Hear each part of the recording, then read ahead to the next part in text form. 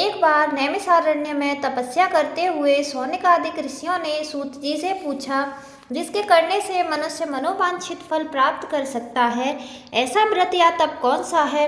तब सूत जी बोले कि एक बार श्री नारद जी ने श्री विष्णु भगवान से ऐसा ही प्रश्न किया था।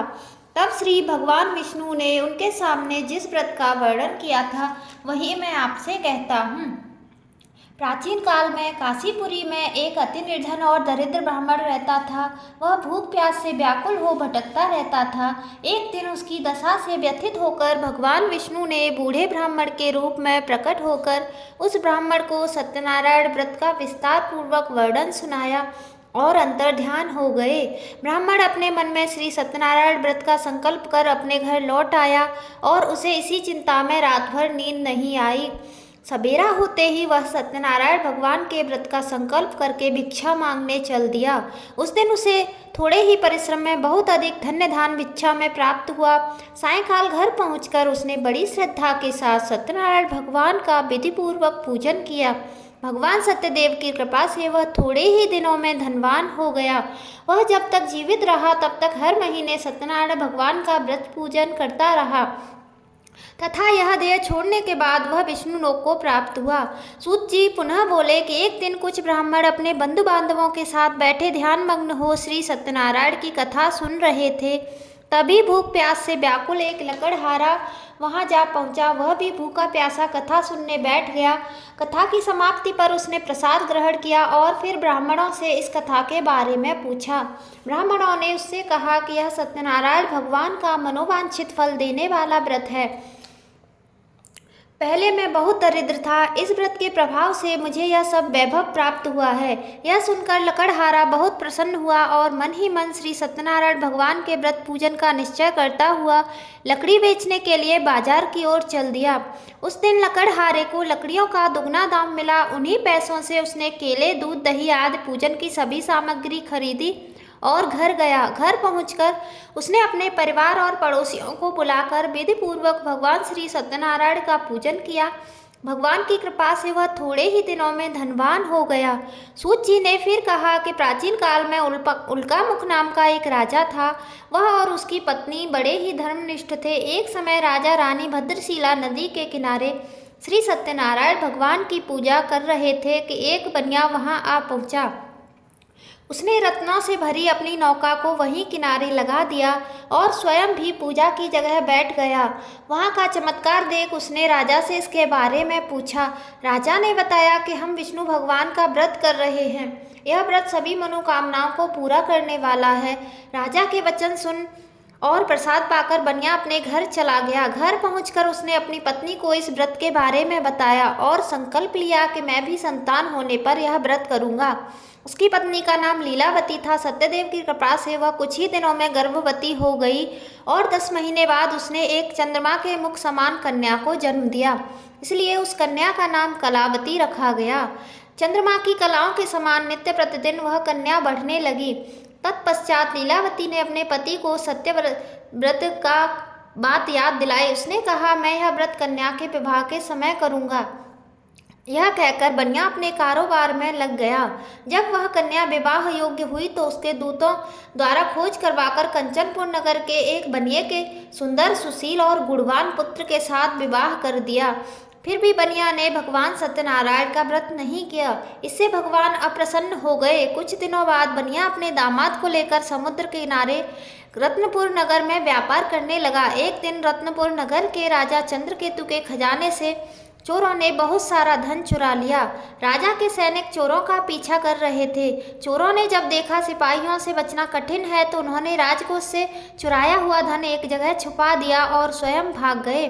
उसी जगह बनिए का डेरा था। सिपाही चोरों को ढूंढते हुए उसी जगह पहुंच गए और उन्होंने दोनों बनियों को चोर समझकर पकड़ लिया। राजा ने दोनों को जेल में डालने का आदेश देकर उनका सारा धन कोष में जमा कर दिया। श्री सत्यदेव के कोप से लीलावती और कलावती भी बड़े दुख से जीवन व्यतीत करने लगीं। एक दिन कलावती भूख प्यास से व्याकुल होकर एक मंदिर में चली गई। वहां पर श्री सत्यनारायण भगवान की कथा हो रही थी। वहीं बैठकर उसने कथा सुनी और प्रसाद लेकर घर पहुंची। तब तक रात हो चुकी थी।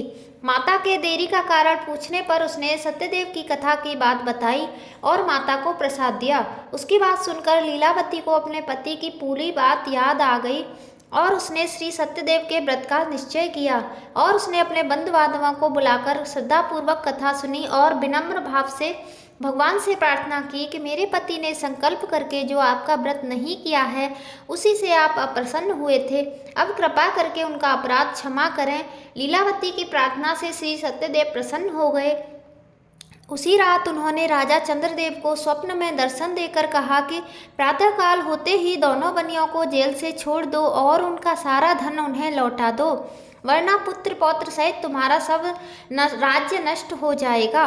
इतना कहकर सत्यदेव अंतर्ध्यान हो गए और राजा ने भी सवेरा होते ही दोनों बनियों को मुक्त का आदेश दिया और साथ ही उनका धन उन्हें लौटा दिया और बहुत सम्मान पूर्वक उन्हें विदा किया।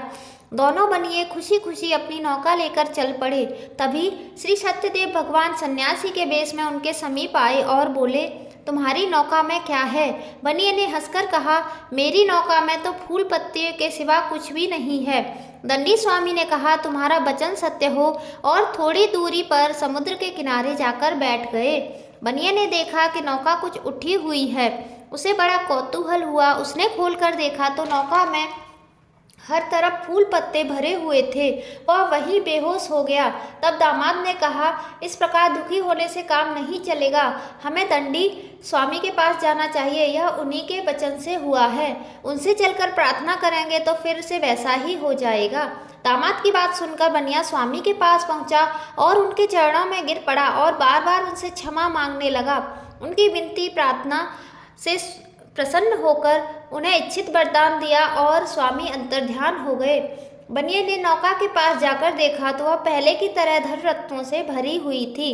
तब उन्होंने वहीं पर भगवान सत्यनारायण का व्रत पूजन किया और कथा सुनी। फिर वह घर की ओर चल दिए। अपने नगर के समीप पहुंचने पर बनिए ने लीलावती को अपने आने का समाचार भेजा। लीलावती उस समय श्री सत्यनारायण की कथा सुन रही थी। उन्होंने अपनी पुत्री से कहा कि तुम्हारे पिता और पति आ गए हैं, मैं उनके स्वागत के लिए चलती हूँ, तुम भी प्रसाद लेकर नदी तट पर पहुँच जाना। कलावती प्रसन्नता के कारण इतनी विमुग्ध हो गई कि वह प्रसाद लेना भूल गई और तुरंत ही नदी तट की ओर दौड़ी। वह ज्यों ही नदी किनारे पहुंची, उसके पति सहित नौका जल में डूब गई। यह देख बनिया हाहाकार कर छाती पीटने लगा। लीलावती भी दामाद के शोक में विलाप करने लगी और कलावती सती होने को उद्यत हुई। तभी आकाशवाणी हुई, हे बड़े, तेरी पुत्री भगवान सत्यनारायण के प्रसाद का निरादर करके अपने पति से मिलने दौड़ी आई है। यदि वह प्रसाद लेकर फिर आएगी तो उसका पति जी उठेगा। यह सुन कलावती घर की ओर दौड़ी और श्री सत्यदेव की कथा का प्रसाद लेकर पुनः आई तो क्या देखती है कि उसके पति सहित नौका जल में तैर रही है। यह देख बनिया भी प्रसन्न हुआ और अपने घर पहुंच गया। वह जब तक जीवित रहा तब तक श्रद्धापूर्वक श्री सत्यदेव का व्रत करता रहा।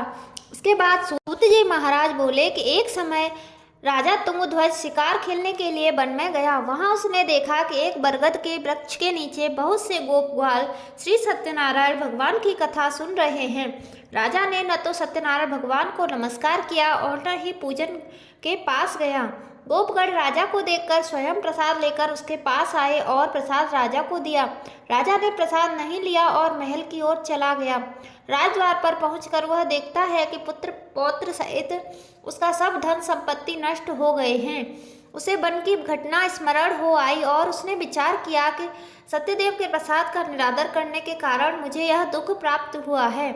ऐसा सोचकर राजा पुनः वन में दौड़ा और सब गोप ग्वालों के साथ मिलकर श्रद्धा और भक्ति के साथ उसने भगवान श्री सत्यदेव का पूजन किया और प्रसाद ग्रहण किया। इसके बाद वह जब घर लौटा तो उसके पुत्र पौत्र आदि सब जी उठे और नष्ट हुई धन संपत्ति भी ज्यों की त्यों हो गई। तब से राजा जीवन भर समय समय पर श्री सत्यनारायण भगवान का पूजन और व्रत करता रहा। जय श्री सत्यनारायण भगवान। इस प्रकार श्री सत्यनारायण भगवान की कथा पूर्ण हुई।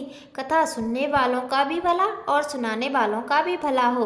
यदि वीडियो आपको पसंद आया है तो कमेंट बॉक्स में जय श्री सत्यनारायण लिखना मत भूलिए। आप सभी का हार्दिक धन्यवाद। बोलिए श्री सत्यनारायण भगवान की जय। हरि बोल हरि बोल हरि हरि बोल हरि बोल हरि बोल हरि हरि बोल।